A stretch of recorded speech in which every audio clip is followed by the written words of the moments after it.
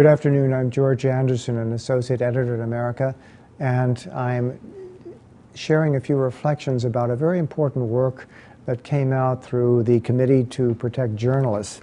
It's a yearly report that cites the number of deaths and where they occurred, and 75% of these deaths were absolute murder, many of them in countries racked by divisions of one kind or another, especially a country like Mexico where drug crimes have gone on for a long time, affecting even employees of the U.S. Embassy.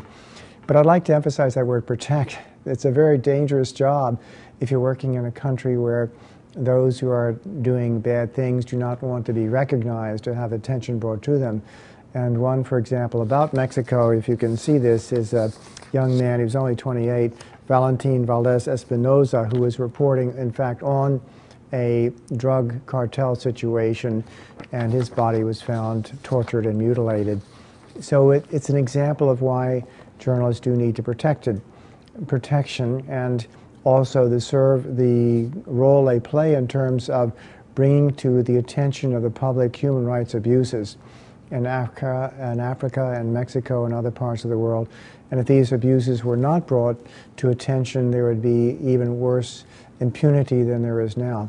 And this, in fact, has been the worst of the decades in terms of the number of deaths that have occurred, a large portion of them this year in the Philippines in election-related violence. The head of the organization has been urging the Secretary General of the UN to emphasize the need for protection of journalists in view of the work they do in regard to human rights and the importance of journalists who are willing to lay their lives on the line, really, to bring to the attention of the public issues that otherwise remain hidden, and therefore, you might say, festering more and more as more and more impunity is built up.